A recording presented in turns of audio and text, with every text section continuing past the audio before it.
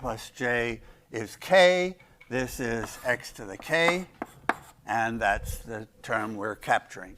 So this is the coefficient of that term. And let me write it in a slightly different way, where you actually see even more clearly convolution operating.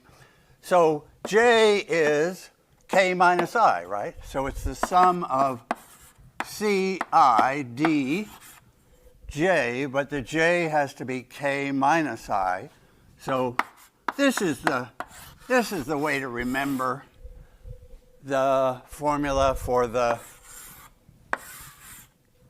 coefficients in C star d in the convolution.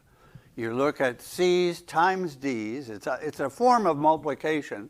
It comes from ordinary multiplication of polynomials.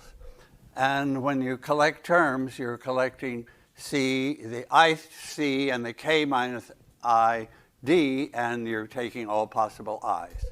So it's the sum over all possible i's there to give you the kth answer. Well, just to see if you got the idea, what would be the convolution of two functions?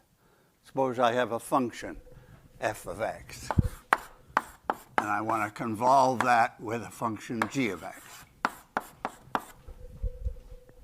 Okay. And notice that I have not circled this symbol. So I'm not doing periodic convolution. I'm just doing straightforward convolution. So what are we going to have in the case of two functions? What would that mean, a convolution of functions? I'm in parallel here with a convolution of two vectors. So think of these now have become functions.